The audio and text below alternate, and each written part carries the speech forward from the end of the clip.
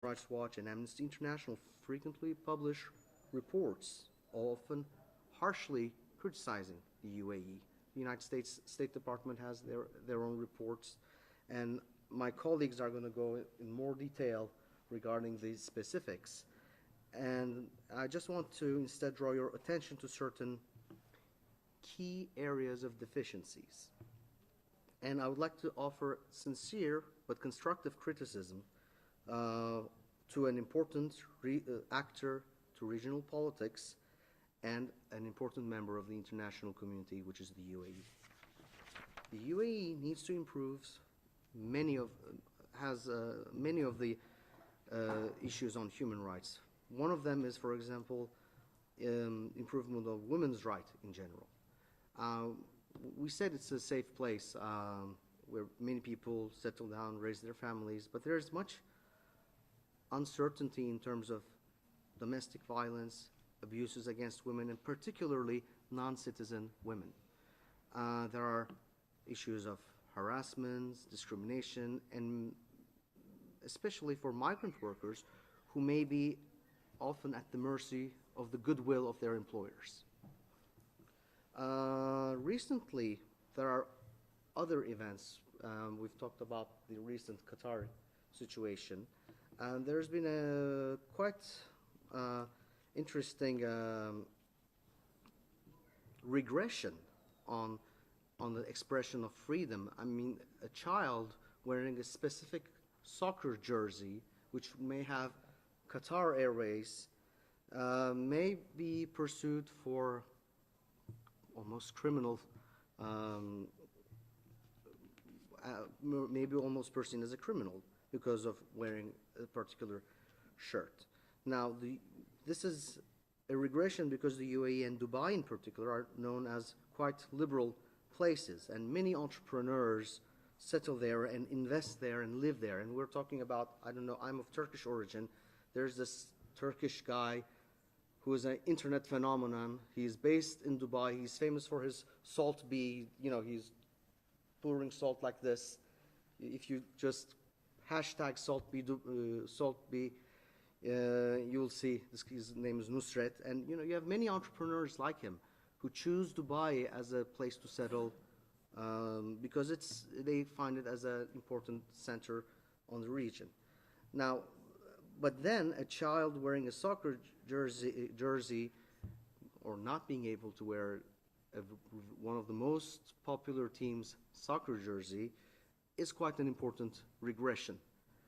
I would dare to say that the UAE deserves better than this and should not regress on such small matters. Yeah. In Turkish, we say yakışmadı, so it didn't. They deserve better than this for their own good. The UAE, as we said, is building a lot of the architectural wonders, but there are no syndical rights. The workers have very sometimes poor working conditions, many of them migrant workers, but they have no rights of assembly, no syndical rights, so they are not working under the best conditions. And we have to remember that I'm even going to go even further than all the declarations. The 1948 Universal Declaration for Human Rights, might I repeat, is universal. So it applies not just to every country, but to every star in the galaxy and to all corners of the universe. So it should also apply to the working conditions of the workers in the UAE who are working hard to realize those architectural edifices. The UAE is not under an imminent threat of terrorist attacks. I mean, we don't see. Recently in Turkey there was a 20-year-old teacher. She was being murdered. She was in her 20s by a terrorist group. So we don't see situations like these. And even in situations where there's a fight against terrorism and there's immediate security challenges, counterterrorism efforts should be balanced with respect on human rights. And the UAE does not face such immediate challenges like this. So their respect for human rights should be mostly out of concern of building their national brand and national image. So some of the arguments that my colleagues will talk about, they are accusing some other countries, whether it's free press or free media or what they are calling harmful organizations, are some not always concrete accusations. Now, government transparency for a country claiming to be, to have transparency on and gold standard on nuclear energy should have general transparency in general and especially on human rights as an ideal standard. Might I add to any Emirati government representatives here that the respect of human rights is not just for the international communities, to the interest and to the benefit of all people living in the UAE, whether they are citizens or non-citizens. Hence, it should be actually seen as a constructive criticism, as an opportunity to build the image of a country and the brand of the UAE. So you can build the tallest building, okay, it will build a national image, but building on human rights will also build a gold standard on the UAE being perceived as an important international actor. So with these words, I would like to leave the floor to my colleagues for the specific details, and I would like to thank you for your attention.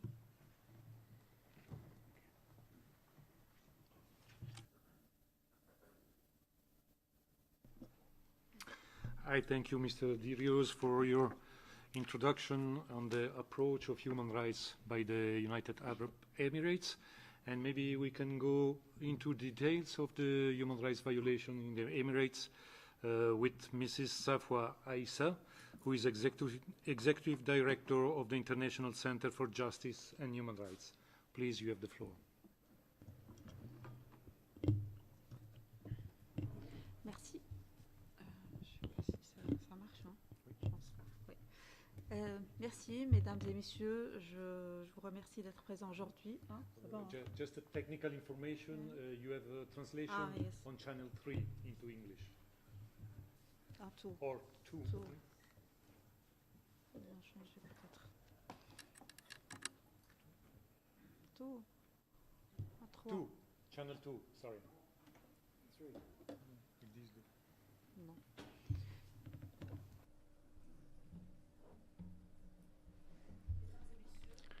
Ladies and gentlemen, I would like to welcome you to this side event. I would like to thank very much the organizers for having invited me to discuss this very important subject with you. Our organization, which is Geneva-based, works a lot on the situation in the Gulf and mainly in the United Arab Emirates. That's why I am speaking today exclusively about the human rights situation. I'm not going to talk about other subjects as my colleague has just done. I will confine myself to the situation in the United Arab Emirates, mainly the situation of human rights defenders. If we go back in history somewhat, the situation does not date from today.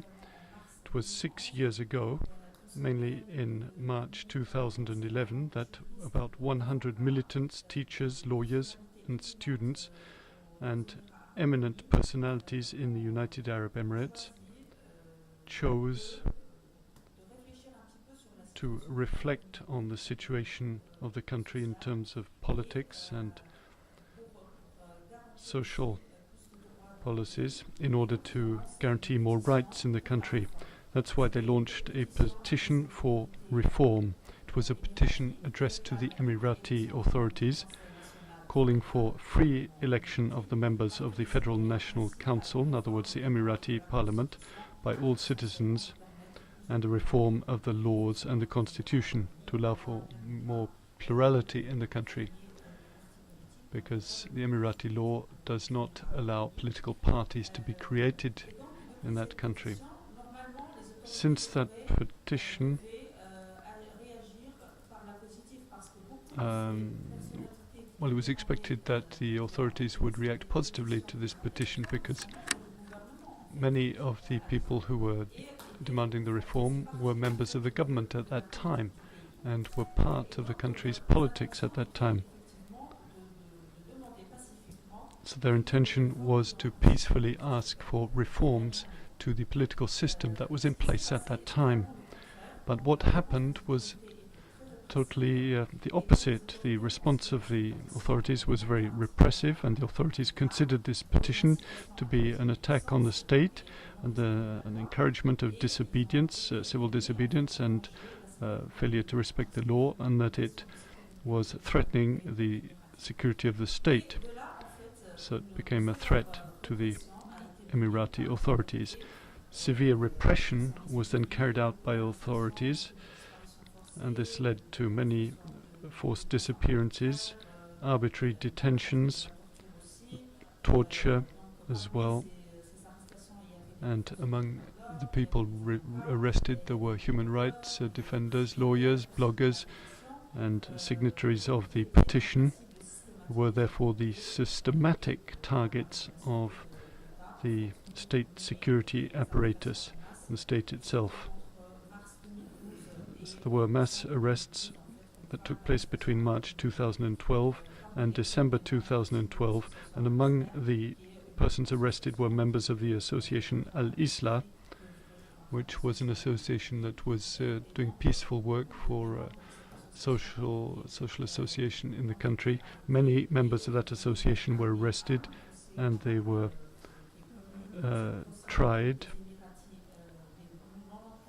It's a trial which is known by the name of the UAE 94. On March the 4th, 2013, the mass trial of the group known as the 94 Emiratis started, and on July the 2nd, 2013, the court condemned 69 of the defendants out of 94, 8 of whom were sentenced in absentia, and acquitted 25 other persons. The prison sentences were set at between 7 and 15 years for presumed violation of Article 180 of the Criminal Code, which prohibits the creation, the organization, or the management of a group which aims at overthrowing the political system of the country. So the mistake they had made, the alleged mistake they had made, was to have demanded reforms in the country, and the response of the government was to sentence them to prison sentences ranging between 7 and 15 years, because those persons were considered as wanting to overthrow the country. The defendants included some eminent lawyers, human rights lawyers, like Mohammed Al-Rokan, who has received human rights prizes awarded by various organizations, and Ahmed Mansour, and there were also, in addition to these two persons, judges, jurists, teachers, and student leaders. There was also the judge Mohammed Said Al-Abdouli and the university professor and jurist Hadef Al-Awais. There were also some members of the royal family. But the process did not stop there. When we're talking about this petition, people say, well, there were some persons arrested among the Emirati personalities, leading figures, and the UN observers deemed that the trial was an unfair trial, as did other international observers. But unfortunately, the process did not stop there. And what I would like to say is to explain what is happening currently in the region. And here we realize that the authorities took this peaceful demand for reform not as a demand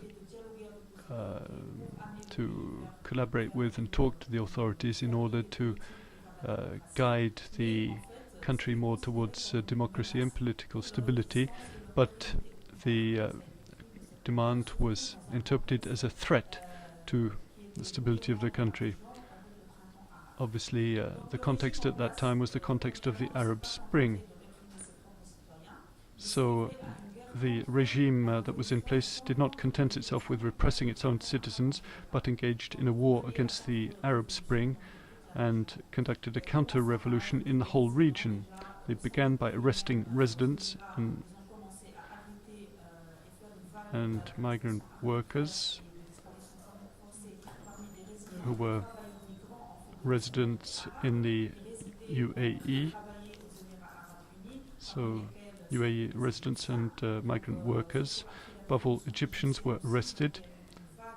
So there was a wave of arrests among Egyptians who were resident at the time in the UAE. They were accused of belonging to or supporting the Muslim Brothers. There were also Libyan businessmen who were regarded as supporting the Libyan Revolution, also Yemenites, Syrians, Palestinians, and in total nearly 200 prisoners of conscience, prisoners of opinion, are lingering in the prisons among the Emiratis and non-Emiratis who are in prison there.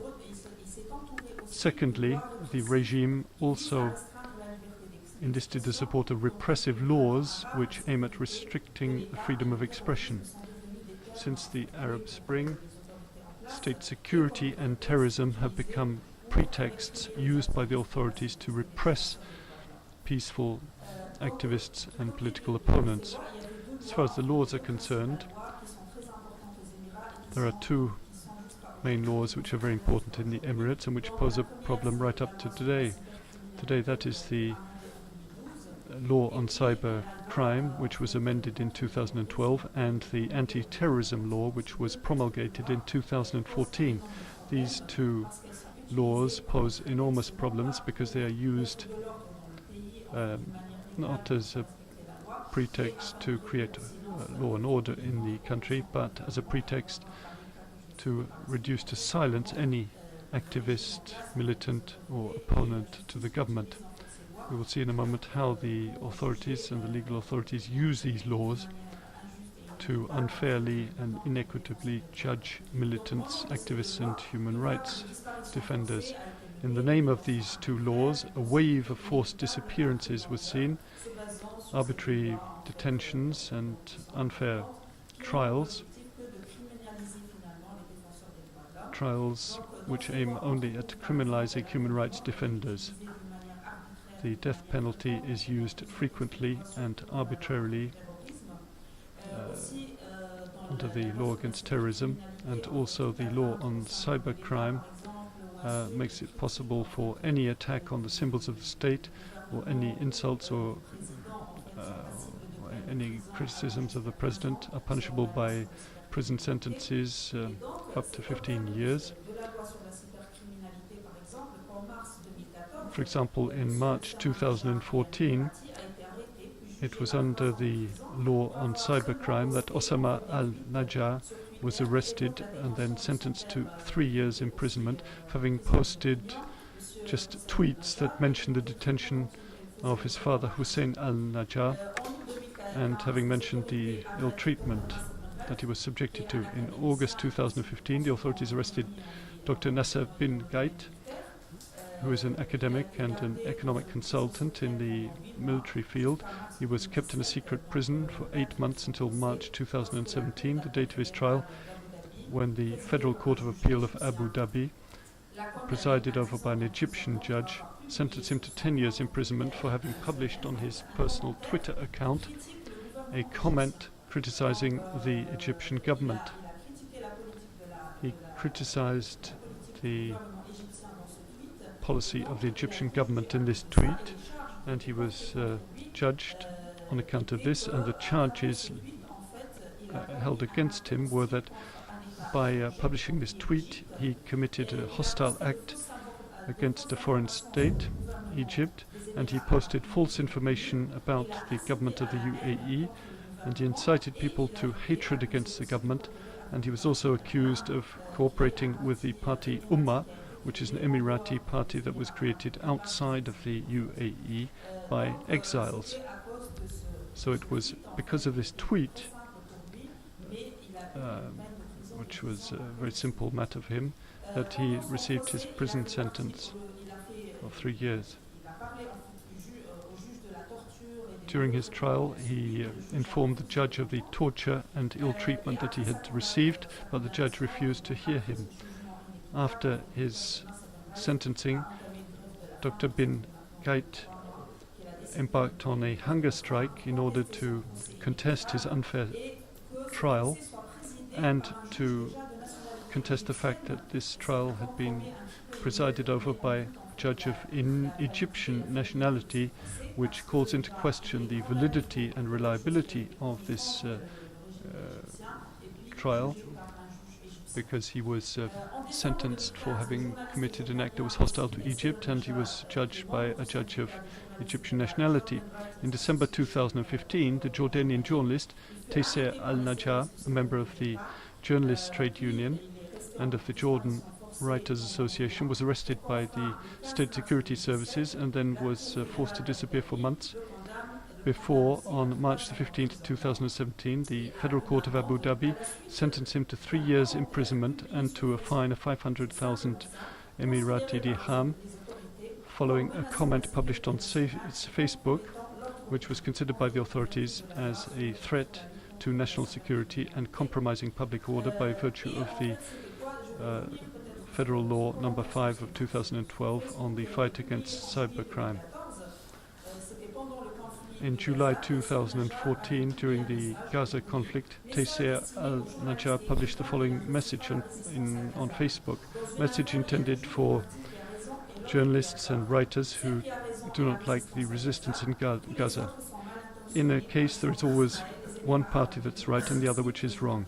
The party that's right here is the resistance in Gaza. All the others are ill-intentioned, for example, Israel, the UAE, al-Sisi, President of Egypt, and other regimes which are no longer afraid of covering themselves with shame.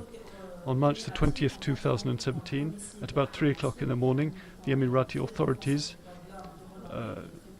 broke into the family domicile of the human rights activist Mr. Ahmed Mansour, who won the Martin Ennals Prize in 2015. The state security agents searched the house and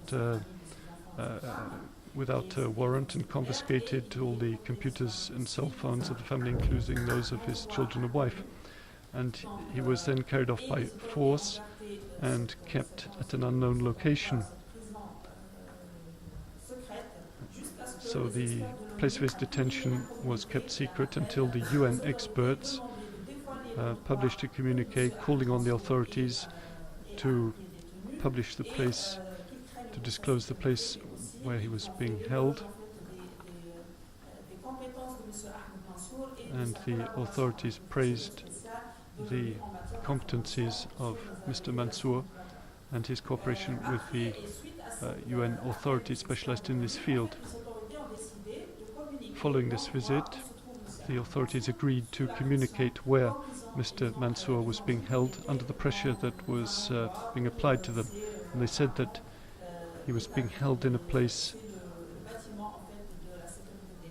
which housed the state security authority, but up to now his family has only been able to visit him once, and he does not have access to a lawyer, and he has been subject to ill treatment in this prison. Unfortunately, Mr. Ahmed Mansour was the last activist who was free before he was arrested. He was an important source of information for the international organizations and United Nations bodies. Experts consider the arrest of Mr. Ahmed Mansour as being a direct attack on his legitimate work as a human rights defender. And in other countries, there are, even in Bahrain, there are some human rights defenders who, despite the difficult context, are able to carry out their work.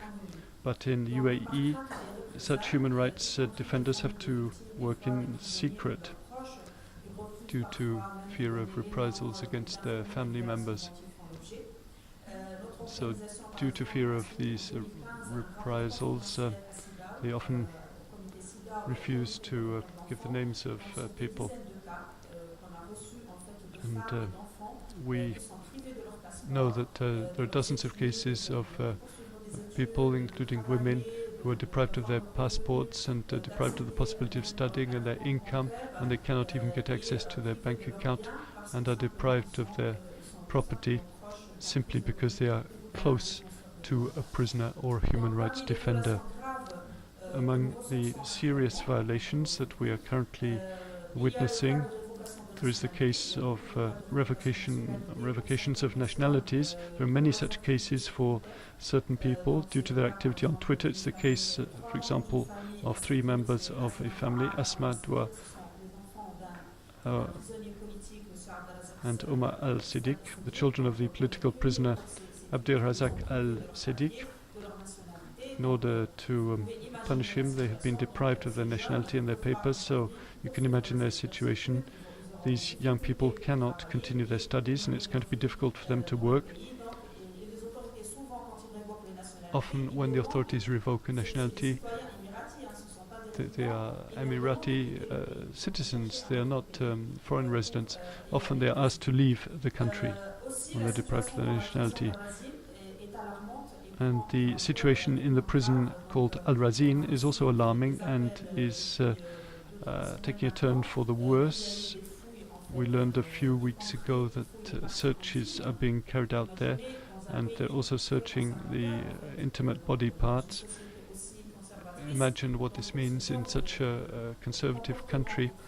This type of conduct is extremely serious, searching people and people's private body parts in prisons, and the political prisoners were ordered to be undressed to humiliate them, and they were also some of the prisoners of opinion were also touched up and subjected to sexual harassment. Following this ill treatment, the political prisoner Omran al-Radwan embarked on a hunger strike, and he said that he was disgusted since this humiliating body search and was ready to die following this bad treatment. The restrictions brought by the laws are continuing, not just with the 2 laws I've referred to, but also the amendment of the Criminal Code in 2016, which introduces articles of laws which further restrict freedom of expression.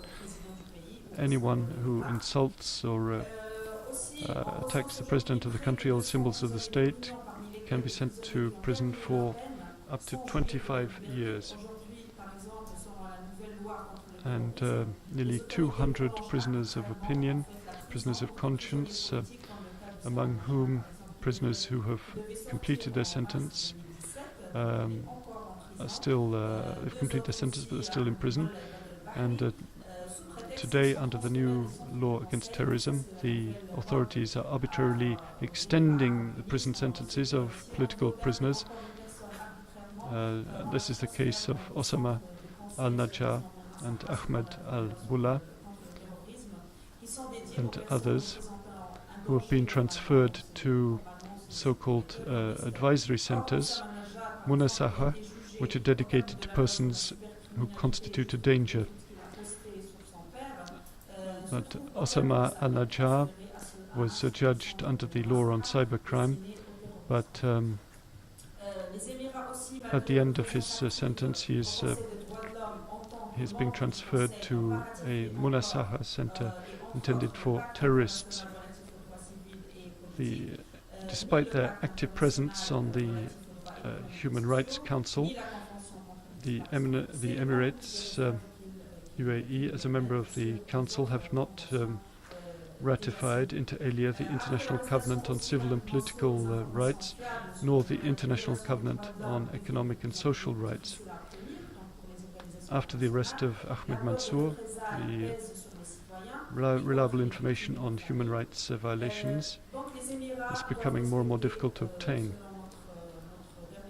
According to our last recommendation, the UAE have to respect the commitments that they made following their last universal periodic review in 2013, and we hope that they will be able to do so before the next universal periodic review in 2018, and the government in place will be able to put in practice its many promises.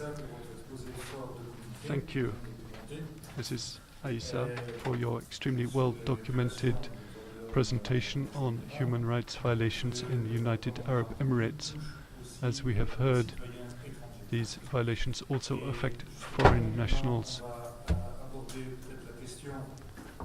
Maybe now we could take a look at the issue of human rights violations by UAE committed abroad. For this, I will give the floor to our next speaker, Mr. Ahmed Al-Ghazir.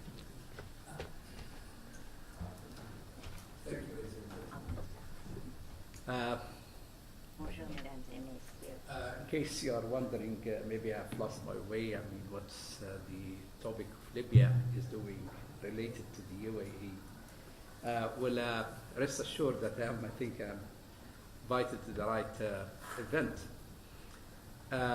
My intervention or my talk will be about the destructive role of the UAE in Libya, in the political scene in Libya, and the impact of that destructive role on a human rights situation in Libya. As my colleague mentioned the brand name, and Ms. Safwa referred to it briefly, or just that the brand, unfortunately, the brand of UAE in the Arab world now is bankrolling counter-revolution, intervening in everywhere in the Arab world, and destructively, not constructively. And to talk about that, I will come to, first I would like to introduce you to the political transformation that happened in Libya. Very briefly, I'm not going into it in details. The details are in the slides. And then how the political process to rebuild the nation's institutions after 42 years of totalitarian or dictatorship, or 42 years of dictatorship, the derailment of the political process and the role of UAE in that. In 2011, the Arab world witnessed phenomenal and historic transformations. It started with the Yasmin Revolution in Tunisia, which culminated on the 14th of January, after 3 days of street protests in Tunisia and Tunis, the capital. Ali Zain al-Abidin bin Ali, the president, then fled the country after 3 days of largely peaceful protests. And the political process for the democratic political process in Tunis, it's going on despite all the efforts to derail it. And I hope that it will succeed for the benefit of the Tunisians themselves and for the region as well, as an example of the political, as a model among the nations. And then came the situation, the change, historic change in Egypt. After 18 days of peaceful demonstrations in a country of 81 million inhabitants, the president then, 30 years in power, Hosni Mubarak, stepped down. I mean, that moment specifically was described as a historic moment. And I will come back to this in the concluding remarks of my talk. Next is to look at Libya's revolution. Um, Sadly, the peaceful nature of the two revolutions, the Tunisian and the Egyptians, did not continue in the rest of the Arab world. We saw, like, specifically Libya, Syria, and to some extent Yemen, but later, where the peaceful protests demanding reform, demanding political change, were transformed because of the insistence of the regimes not to meet the demands, the legitimate demands of their population for their fundamental rights, transformed these peaceful demonstrations into a civil war or quasi-civil war. Libya, peaceful demonstrations start on the 15th of February. The dictator, Muammar Gaddafi, 42 years in power, he was adamant not to give up his position in power. And on the 22nd of February, he made a very alarming speech where he actually announced in words that cannot, be sort of like misunderstood or anything. He said that he was going to embark on a cleansing mission to cleanse Libya of those who are, he described them or labeled them as cockroaches and rats and so on. The international community was alarmed. It came back with two United Nations Security Council resolutions. On the 26th of February, it issued the resolution 1970, which was adopted by the Council unanimously. There were no abstentions, no objections or vetoes. And then, but Gaddafi did not stop. He wanted to continue, and there were reports of grave violations, killings of innocent people, targeting of residential area, of civilian areas, and then at the behest of the request by the Arab League, the United Nations Security Council adopted Resolution 1973, which actually authorized members of the Council of the United Nations to in regional organizations or in other sort of like grouping to take the necessary means to protect civilians.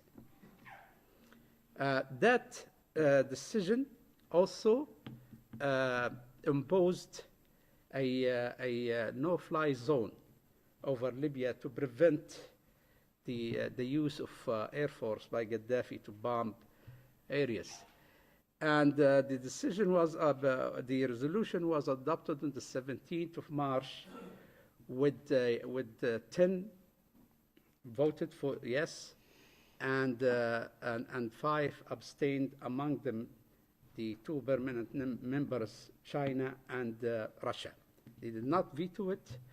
I was looking at the minutes of meeting of that session of the council, and they were really, both of them, representatives, they were both expressing their alarm and their concern about the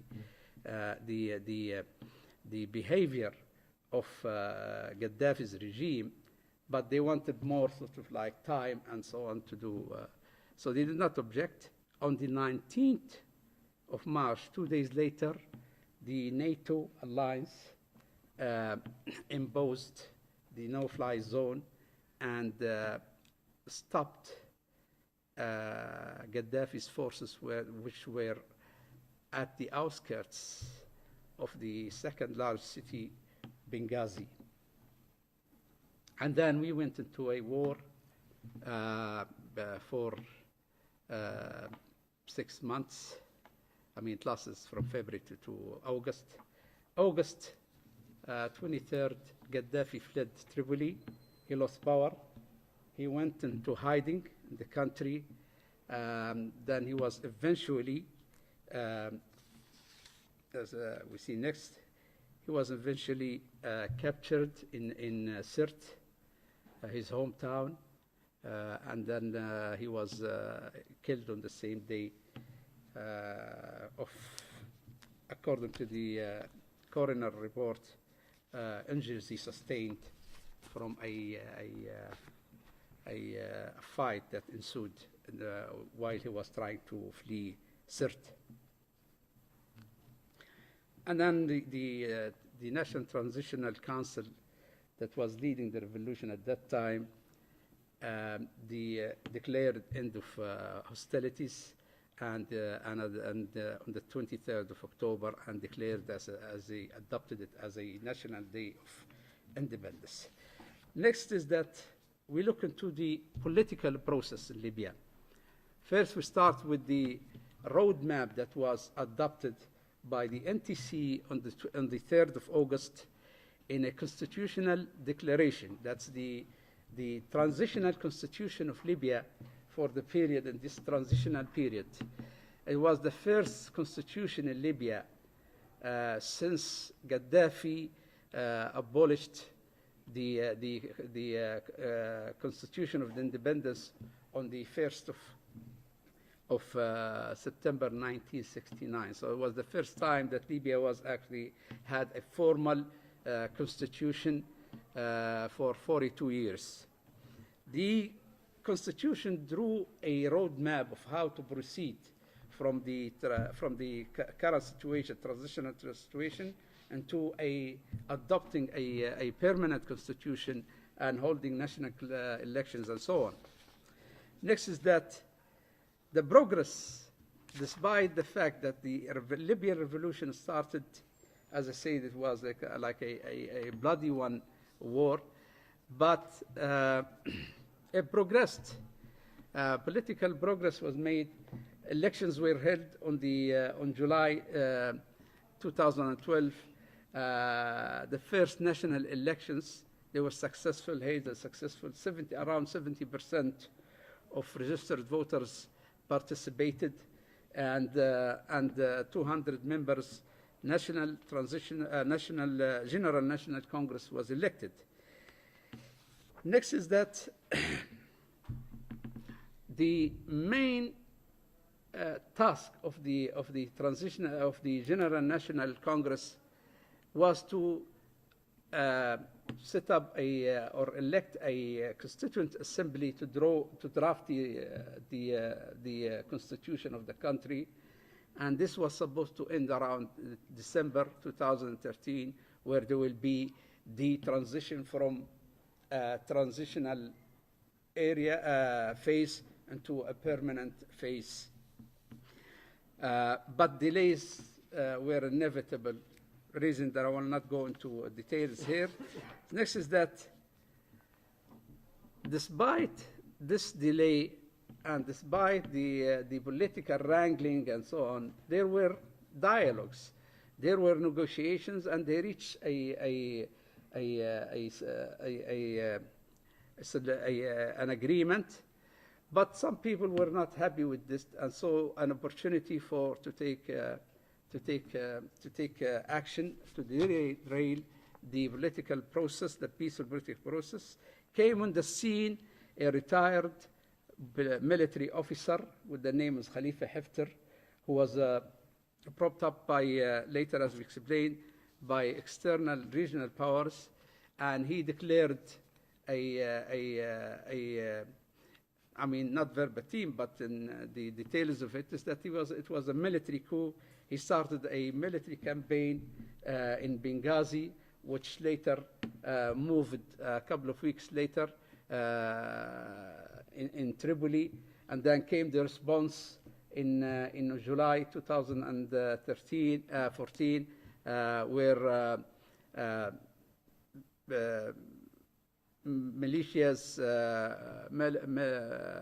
armed groups in Tripoli tried to drive his forces out of Tripoli, and then the whole process of political process was derailed.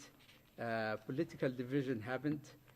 We started to have a parallel institutions. We currently have, I mean, 3 entities that claim that they are governments. There's the Government of National Accord, which is the one that's recognized by the international community, based in Tripoli. There's a government which is called the interim government based in Baida, East Libya, which is only recognized by the current parliament, but no other, other foreign countries or any recognize it. And then you have parallel institutions, like you have 2 central banks, you have 2 companies that compete into being the legitimate company to export or to run the oil industry of Libya, which I think provides about 90% of national GDP. Next is that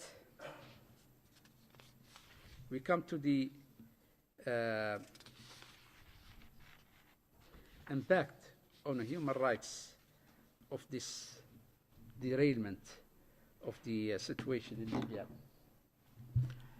Because of these divisions, Libya now, there is a culture of impunity. The general persecutor of the ICC calls it the impunity gap, where people there, because the law enforcement agencies are not active or not operating mostly, and also you have courts which are barely operating in some areas and absent in some other areas. People, perpetrators of human violations, they feel that they have, there is no accountability. They commit grave violations, which is, to the point that they actually record themselves, they record their crimes and post them on social media.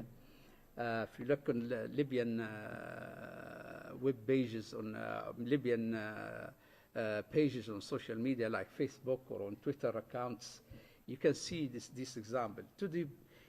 They are so emboldened that they are actually recording their own crimes and broadcasting them. Next is that I'll give just examples of these violations. Extrajudicial killings is so rampant. In 4 months period, end of 2014, our organization documented 33 cases of extrajudicial killings where people are abducted, they disappear for a while, and then they found their bodies dumped on side roads or in tipping sites where you dump the garbage. Most of their bodies, with visible torture marks on their bodies, and a bullet wound to the chest or to the head, which that they have been executed intentionally. And this is just not. This is around Benghazi, but also in Tripoli. 12 people in one day, 12 bodies were found on the 10th of June 2016. They were dumped in 3 different parts of Tripoli. The same method: torture, hands cuffed or tied behind their bodies, and a bullet wound to the chest or the head, execution style. In Benghazi, Special Forces unit, they have an officer, the rank of a captain,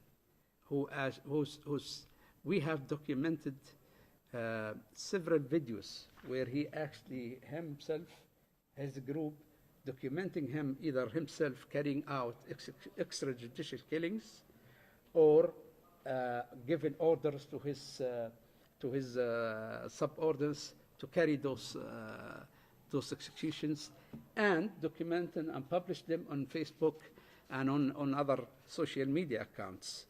I mean, it started in June 2016, the first time that we saw a recording of him. But then, very recently, last Friday, there was another recording of him giving order to execute 4 captives or detainees, hands tied behind their backs, kneeling on their standing on their knees, and they were shot in the head. Next is that arbitrary detention and torture. I would really, recommend that you look into the report of the Office of the High Commissioner for Human Rights, which they published on January 2017, this year, a few months ago, beginning of this year, they published it, and it was discussed at the 34th session of the HCR here in Geneva. I mean, it talks about detainees and so on. There are about from 6,000 to 8,000 detainees in the Ministry of Justice prisons.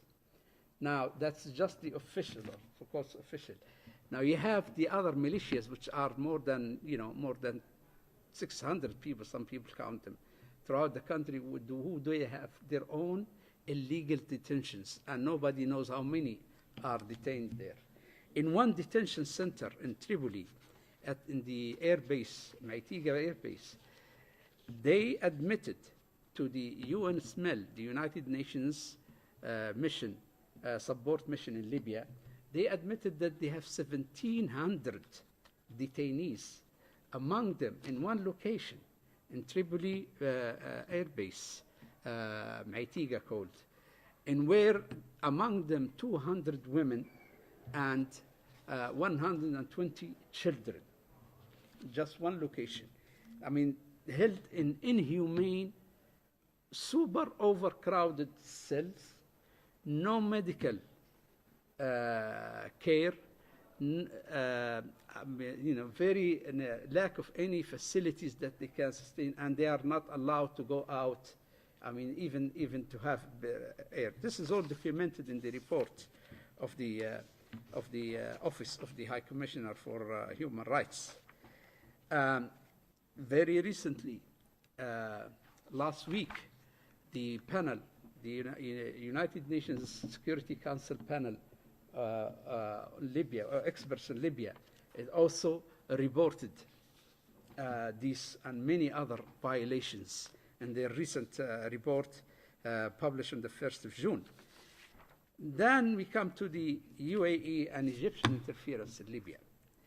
Khalifa Haftar, without the support, financial support, military support, political support by the UAE and by the Egyptian, which now has become, before it started like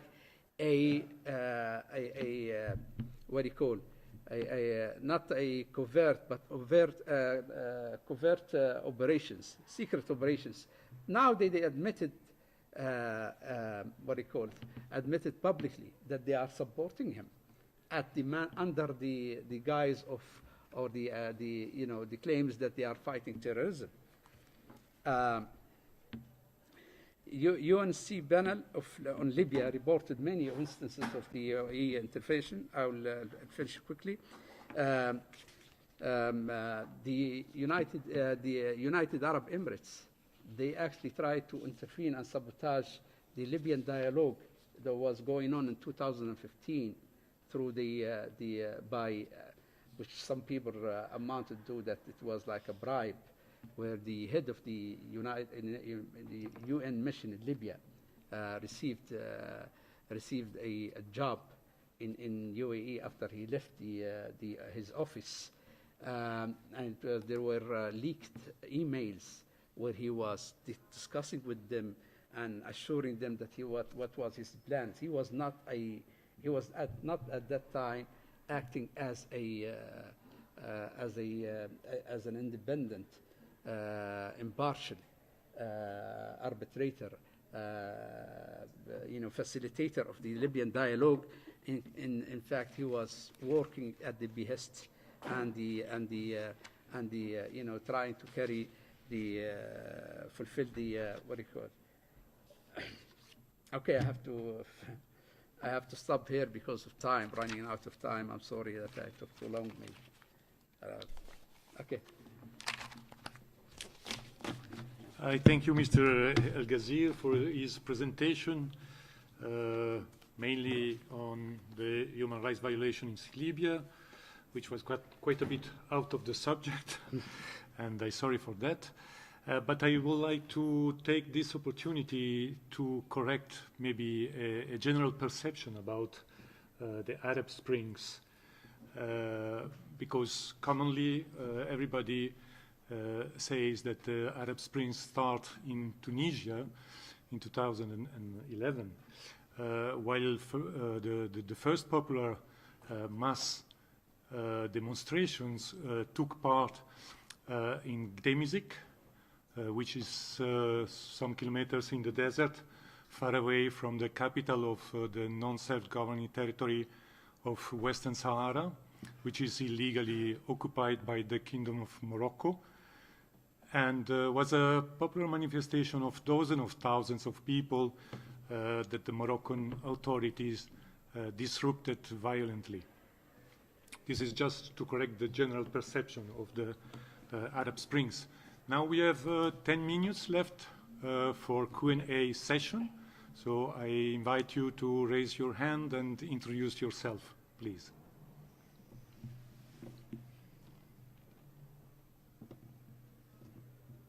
Made such a perfect statement. No question. Please take a micro because there is the translation.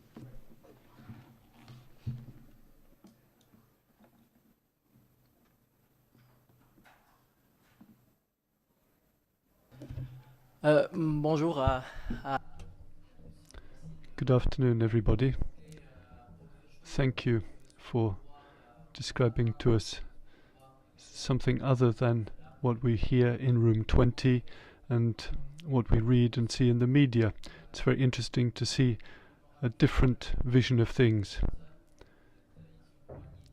But you are not alone. You are accompanied by many people who are indignant about all the things that are happening in the region. And my question indeed concerns the presence of Latin American military personnel in this region. In 2015, in Sayed, in the UAE, it is said that there was a base with 1,800 Latin American military personnel, of which about 450 were from Colombia. Why is that the case? What characteristics do they have to have for them to be hired?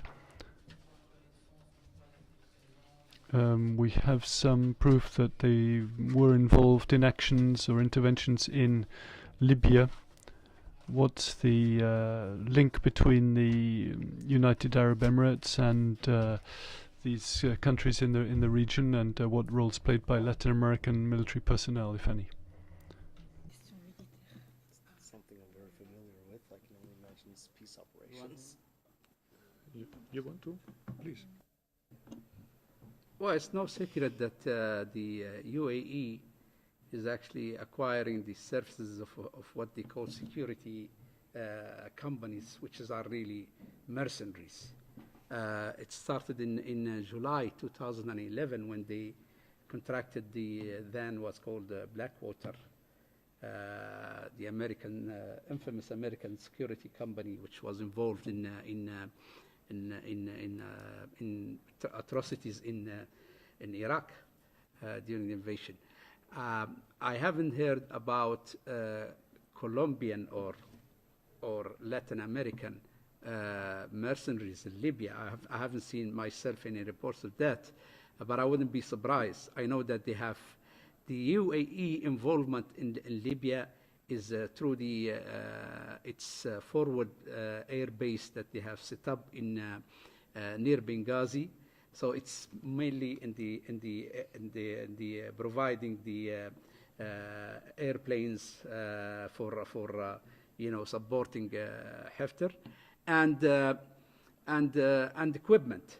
I mean, all this is reported in the final report of the documented the final report of the panel of experts in Libya, and I know that about 400 Colombian soldiers UAE sent to Yemen at the start of this the campaign, the campaign led by Saudi Arabia.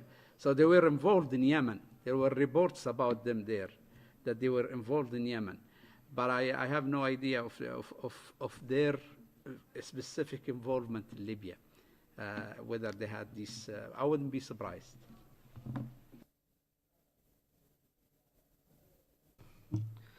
Just a quick addition. I'm not very familiar with the South American case. However, just to give an example, because of demographic reasons, we said that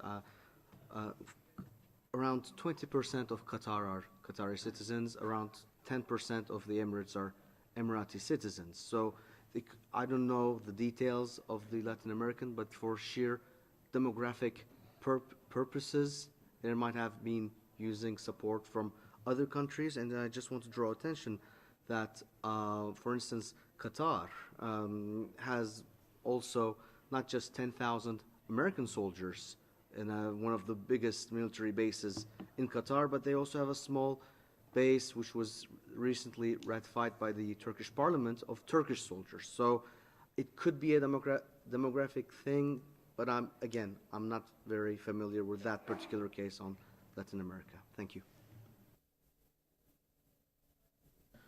Yes, maybe I take advantage of my position to raise also, you spoke about Qatar, the actual situation and the unilateral coercive measure taken by not only the Emirates, but the Kingdom of Saudi Arabia and Bahrain against Qatar. And I don't know if you want to say 2 words about the human rights violations due to this unilateral coercive measure.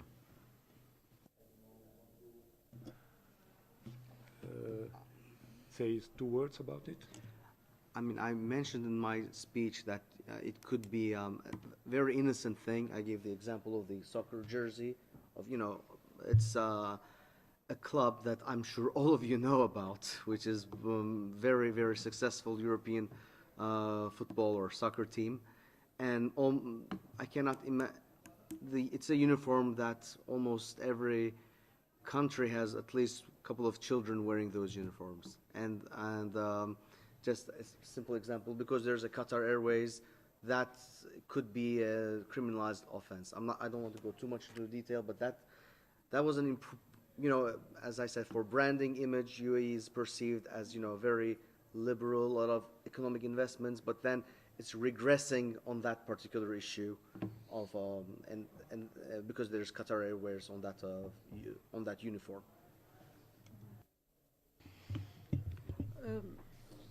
Peut-être si je pense que l'impact. Mrs. Aissa, the current impact is not disconnected with what is happening at the moment in the United Arab Emirates. In other words, the new laws, the new amendments to the criminal code are having a very direct impact on what is happening in the region and on any sympathy with Qatar or condemnation or criticism of the decision of the trio which has chosen to impose this boycott on Qatar. So the impact will also affect the citizens of these countries, be it of Saudi Arabia or Bahrain or the UAE. Now, to talk about the UAE, they are becoming very extreme by trying to sack Qataris who were working up until now in the Emirates, and they're trying to condemn people. All you have to do is to put a tweet online or to express an opinion in some way or another in a rather indiscreet manner. That's sufficient for the author to be sent to prison for up to 15 or even 25 years. So I think that the impact of on human rights is going to be extremely substantial. There are going to be many human rights violations, including in these countries which have taken the decision to impose the boycott. Mr. Diros. Problems with the measures against Qatar is might be simple, but it's intermarriages. A lot of families, we talked about them, you know, a lot of people, especially in the Gulf region, they intermarried. And not only, this was unprecedented, there was a diplomatic crisis between Qatar and the Emirates, Bahrain and Saudi Arabia in 2014. This is, but that was only destined at the level of withdrawing ambassadors and diplomatic relations. This time, we have a situation where not only diplomats are ambassadors and diplomats are withdrawn, the Qataris are expelled, but also citizens are affected. And that is, in a sense, disrupting families is human rights it's a matter of human rights. And a lot of families and intermarried families have been affected by this Qatar situation, which is very sad, because we were talking about families, people who are maybe husband or wife, who's one of them is Emirati or Qatari, and being intermarried. Thank you. Thank you very much. Mr. Garcia? Just also people were forced to interrupt their studies. I mean, there were like 2,000 Qataris studying in the other countries, were given 24 hours to leave. Also, other residents, people maybe have their own investments there and so on. Their lives, suddenly were affected very dramatically.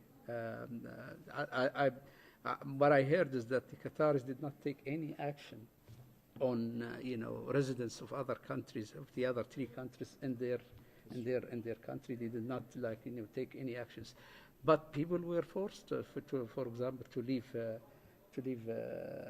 Saudi Arabia, where they were studying, or UAE, or Bahrain, and also the interruption to the blockade, so that the flights were diverted, taking longer routes, and so on. All that affects everyday life of people, and these are real violations. Thank you very much. We are running out of time. Very last and short question, please. I'm Ahmed Shawki, a UN journalist. Normally, I don't ask in the side events, as it is not a press conference. But with this side event, you give me the impression, by picking just some images from everywhere in the Arabic countries, from Libya to the cries of Qatar with the Gulf countries, and going on Emirates, and so on. It's giving the impression as it's a campaign of targeting one country just by picking up small pictures from everywhere to join these pictures with each other. So I don't really, and I rarely listen same things in all side events about Emirates. So I really would like to understand why you don't talk on the subject, if you would like to talk objectively and dealing with the things as it is, not repeating same information, same things for 2-3 years, and just to pick up some impressions or reactions. Thank you. I thank you for your question. It is a question that is raised very often, not only in the case of the United Arab Emirates, but in other cases when a country feel, well, I know you are not representative of the government, you are journalist, but this kind of question is raised very often by many representatives from the governments, the NGOs, or the media, when they feel that one country is targeted. Now, here in the UN, there is a freedom of expression, freedom of choice of any NGOs to work on a specific subject or on a specific country. And this is why those organizations present the human rights violation in the United Arab Emirates and not about other countries or situations. Thank you. We are definitely out of time now, so I thank you everybody for your attention and the panelists for their presentations. Thank you very much to everyone.